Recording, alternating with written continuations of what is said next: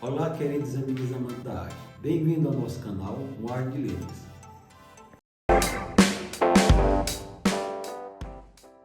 Hoje vamos apresentar O Regresso, de Michael Punk. Esse Michael Punk, ele não era escritor profissional, não. Ele é embaixador do comércio americano, né? Em outros países, né? Ele resolveu escrever esse livro, pesquisou muito, porque ele é inspirado em fatos reais, né? O personagem principal aqui existiu e boa parte dos personagens acessórios. Então aqui conta a história de um grupo, né, que participa chama de Companhia de Pelos de Pele, né, Montanha Rochosa. Na época, 1823, sai essa companhia juntando caçadores, tudo, eles vão atrás de castor, aquele bichinho engraçadinho, né? Que tem uns pelos cobiçados, né?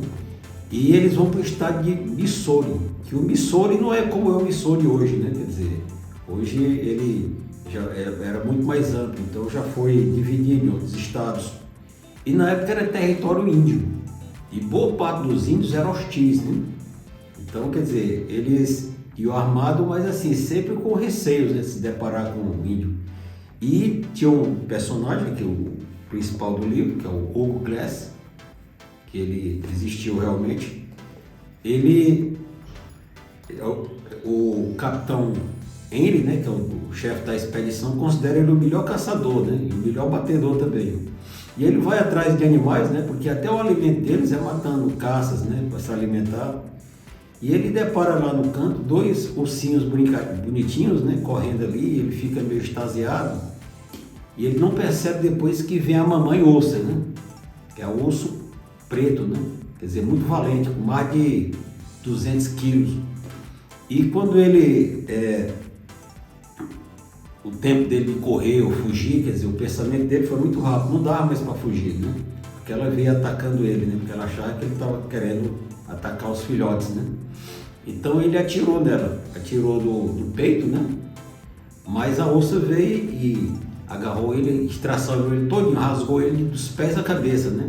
Arrancou o couro cabeludo, o pescoço, rasgou o pescoço, só não atingiu os grandes vasos, né? Carótida nem jugular, né? Senão ele teria morrido. Rasgou as costas, então ele ficou só frangalho, né?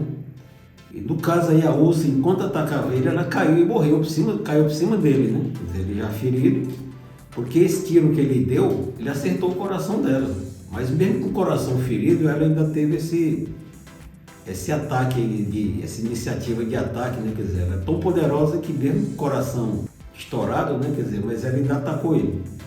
E depois vão atrás lá do Glass, né? Porque ele vê lá o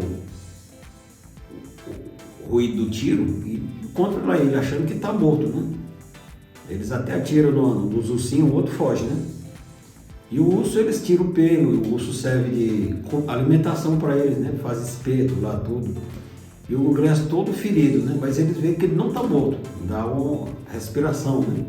E até um sibilo ali pelo pescoço, a região onde foi estraçalhado, né? E o capitão N, com aquelas linhas zona grossa, né? Com agulhas, era até tipo que usava os marinheiros, né? Dá os pontos lá nele, né? E ele fica lá, o moribundo, né? Mas a expedição tem que prosseguir, né? Então leva ele em maca, né? Leva ele durante 3 dias, mas eles têm que atravessar o rio e ele morre ou não morre, né? E o capitão depois disse que não dá mais para seguir com ele, mas aí quer deixar 2 funcionários cuidando dele e bem pago, né?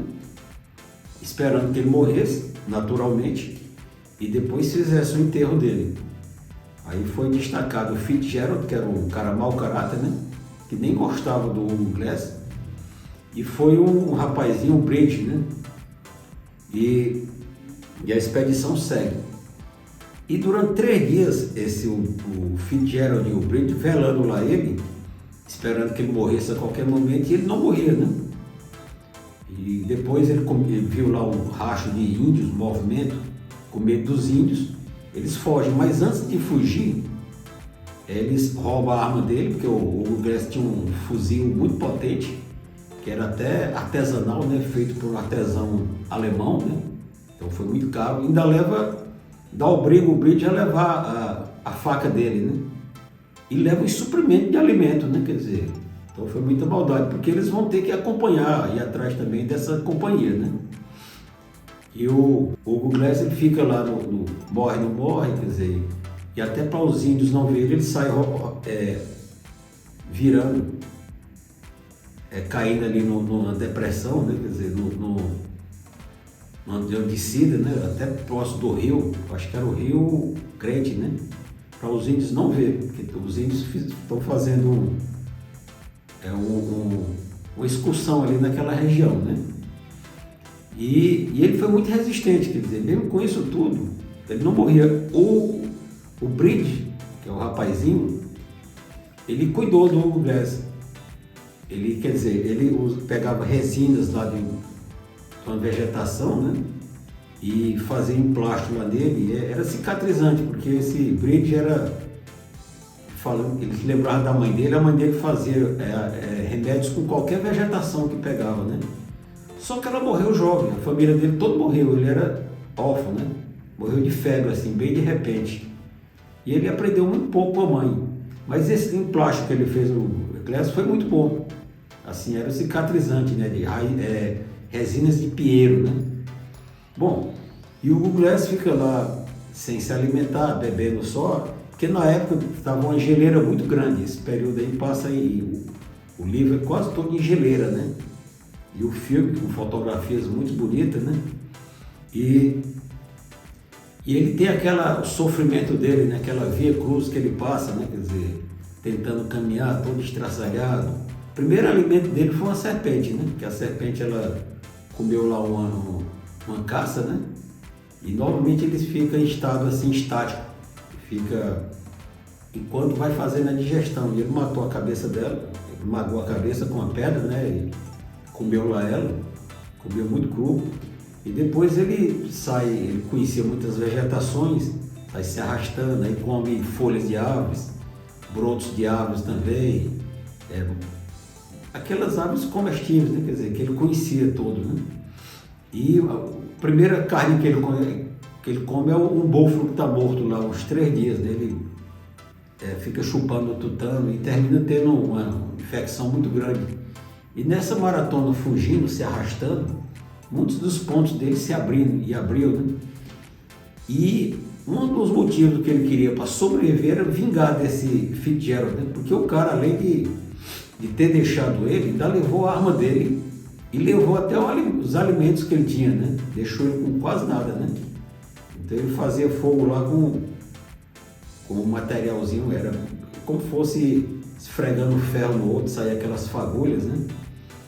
Então ele vai se recuperando aos poucos, mas uma recuperação de muito sofrimento, né? Então depois ele se alimenta também com um búfalo, né? O filhote de búfalo que os lobos matam, né? E deixam lá o resto lá, eles comem as partes principais, ele se alimenta disso aí. Depois desse caso aí já é do fogo, né? E ele vai ganhando força e vai prosseguindo, sempre pensando nessa vingança, né? O regresso, quer dizer, um dos motivos dele de sobreviver a se vingar, né? Ele não tinha tanta raiva desse rapazinho não, porque ele se lembra que o rapazinho fez o bem para ele, né? E ele tinha raiva do outro, porque quando eles fugiram com as armas dele, o alimento, ele ainda estava semi-consciente. Então ele viu essa covardia, né? E ele, dessa maratona dele, no frio, né? Moscas pousa lá nele. Ele bate lá na aldeia indígena, abandonada, né? Quer dizer, encontra uma mulher velhinha, né? Que foi ficando para trás, ele cuida dela, mas ela termina morrendo. Encontra uns cachorrinhos, né? Que queria ser adotado, mas ele faz comer os cachorros, né? Aliás, um deles. Porque o negócio dele era fome, né? E ele, uns índios, trio lá de índio, encontra ele e viu que ele tinha cuidado dessa mulher, e os índios chegaram à conclusão que ele não era uma pessoa, né? Levaram lá para a tribo.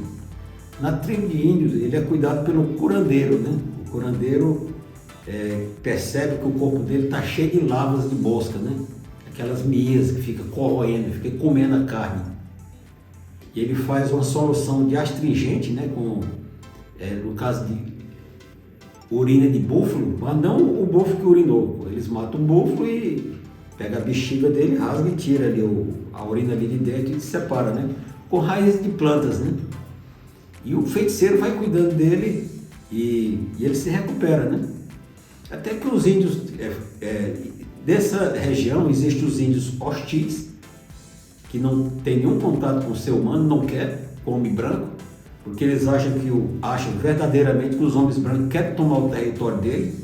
Estava dono da verdade, né? Os homens brancos realmente tomaram o território, mas existia aquelas tribos que comercializavam com os fortes, né? Com as fortificações, que eram como se fossem pequenas cidades, né?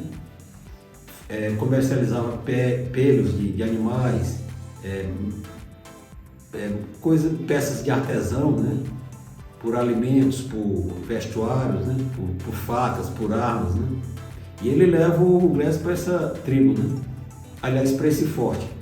Desse forte ele é bem acolhido, ele não tem dinheiro nem nada, mas assim, eles dão até uma alimentação, dá lugar para ele dormir e até uma arma, né? Para depois ele sair com as pessoas, ele fala da história dele e atrás de caça, né?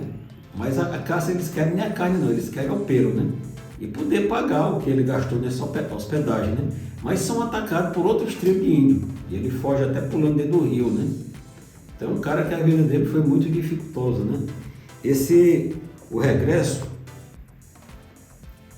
ele já teve filmes anteriores, quer dizer, Fúria Selvagem, foi em 1973, com Richard Harris, que é um ator que ele fez muito sucesso no período, que é dois filmes de oeste, que é O Homem Chamado Cavalo, né?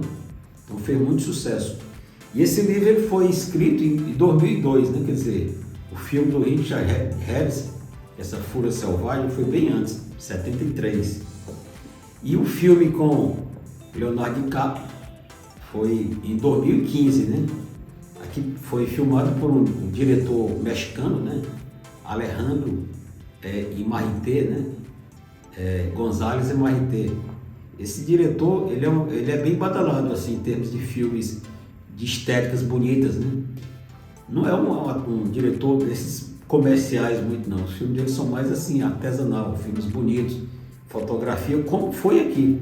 Quer dizer, a fotografia aqui nesse filme foi quase como o personagem principal, né? Um cenário belíssimo, foi filmado no Canadá, naquelas geleiras, né? E na luz natural ele usava e esse Inarritu ele ganhou o Oscar, né? Nesse filme ele já tinha ganhado o Oscar anterior, o ano anterior, com Borg, né? Que é um filme que, quer dizer, ele foi um dos tempos modernos, foi o único diretor que levou 2 Oscars em seguida, né?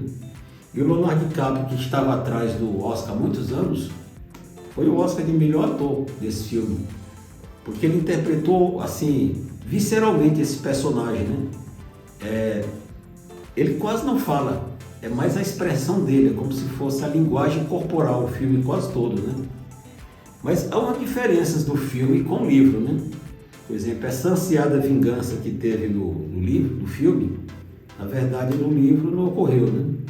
E ele vai contando a história de cada personagem. Esse Fitzgerald era um mau caráter, era um cara que já tinha assassinado pessoas, era ladrão, ele vivia fugindo, né? E pegando empregos. E o emprego dele foi como policial, né? Quer dizer, aí matar um policial seria um crime maior ainda, né? Então o Glass não teve já contando aqui um pouco de spoiler, não teve esse prazer de acabar com o inimigo. E o Bridge até se ofereceu para ele atirar nele, bater, mas ele se lembra que foi o cara que cuidou dele a princípio, né? Que ele foi forçado a deixar ele para trás, né? Então foram 10 meses, mais ou menos, 10 meses de jornada até encontrar o forte, onde estava a companhia de pelos, montanhas rochosas, né? Eles ficavam se deslocando de um lugar para outro, mas tinha aquela região mais fixa, né? Então 10 meses de sofrimento, né?